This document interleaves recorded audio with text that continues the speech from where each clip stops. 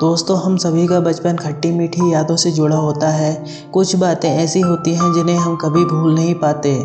बचपन की यादें कभी हमें हंसाती हैं तो कभी रुला देती हैं। ये कहानी एक ऐसी बच्ची की है जो अब बड़ी हो चुकी है और अपनी पढ़ाई पूरी करके अब अच्छे खासे पैसे कमा रही है। लेकिन जब वो छोटी बच्ची थी तब उसने अपने गांव के स्कूल में कक्षा 5वीं तक पढ़ाई की। बचपन में उसके साथ कुछ ऐसा हुआ कि उसके घर वालों को गांव छोड़कर शहर आना पड़ा। लेकिन उसके गांव की कुछ यादें उसके मन में जीवन भर के लिए बस चुकी थी। आइए सुनते हैं ये दिल को छू लेने वाली कहानी मेरी जुबानी। पूजा एक छोटे से गांव की लड़की है, लेकिन एक छोटे से गांव की लड़की होकर भी उसने कड़ी मेहनत करके सिविल इंजीनियर की पढ़ाई की और आज वो एक सिविल इंजीनियर बन चुकी है।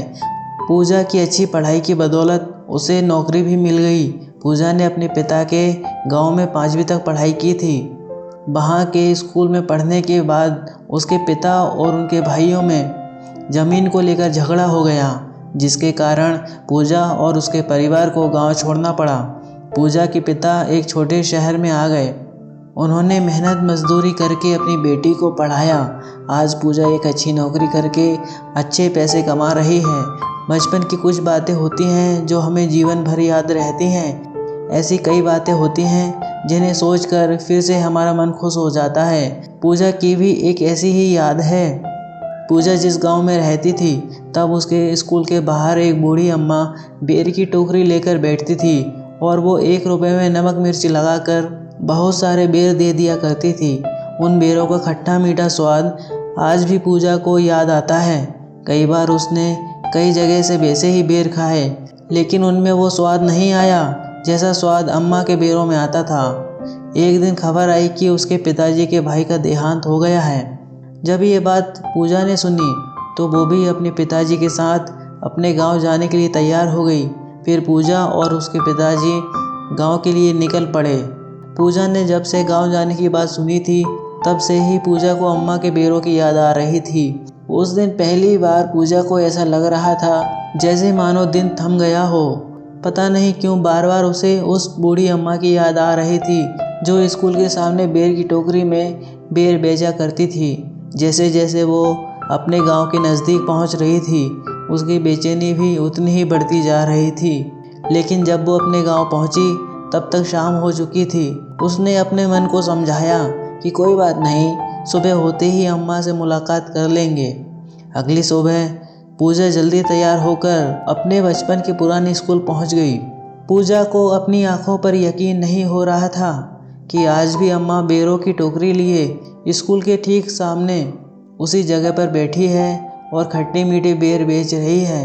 अम्मा पहले से बूढ़ी हो गई, अब उन्हें सुनाई भी कम देता है। पूजा उन्हें देखकर बहुत खुश हुई। वो उनके पास जाकर बोलती है, अम्मा बेर दे दो। अम्मा बेर देती है।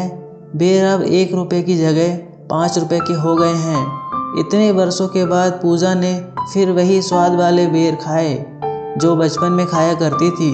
उसकी खुशी का कोई ठिकाना नहीं था।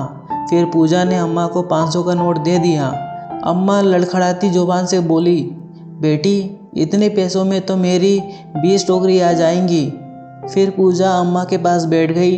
उसने कहा, अम्मा रख लो, इतने सालों तक आपके बेरों की बहुत याद आई और आज मुझे आपके बेर खाकर जो खुशी मिली है मैं उसे अपने शब्दों में नहीं बता सकती, इसलिए आप इन पैसों को रख लीजिए। बूढ़ी अम्मा बोली, बेटी 20 साल से मैं यहाँ बैठ रही हूँ, कभी कोई तुम्हारी तरह आ जाता है तो अच्छा लगता है, वरना मुझे तो कब के मेरे बच्चे भी भूल गए, पता नहीं अब कहाँ हैं। मैं भी इन बच्चों को देखती हूँ तो मुझे अच्छा लगता है। बेर तो बहाना है बेटी, जब छोटे छोटे बच्चे मुझे अम्मा बोलते हैं तो कलेजों को ठंडक मिलती है। बूढ़ी अम्मा बोलते बोलते रोने लगी। अम्मा के साथ साथ पूजा को भी रोना आ गया। पूजा बोली, अम्मा अब तुम्हारी यह बच्ची तुम्हारा ख्याल रखेगी। पूजा ने अपने गांव के रिश्तेदार से बोलकर अम्मा के रहने का इंतज़ाम करवा दिया। पूजा की मदद से अम्मा को अब खाने और रहने की कोई परेशानी नहीं थी। लेकिन बूढ़ी अम्मा अभी भी टोकरी लेकर स्कूल के सामने बैठ जाती और वहीं से उन छोटे छोटे बच्चों को देखती रहती और उनके जीवन में खट्टी मीठी यादें बनाती रहती। दोस्तों, आपको ये कहानी कैसी लगी कमेंट बॉक्स में हमें ज़रूर बताएं। और अगर आपको ये वीडियो अच्छी लगी हो तो वीडियो को लाइक करें, शेयर करें और चैनल को सब्सक्राइब करके बेल आइकन को प्रेस कर लें ताकि ऐसी ही कहानियों का नोटिफिकेशन आपको सबसे पहले मिल जाए। Thank you for watching.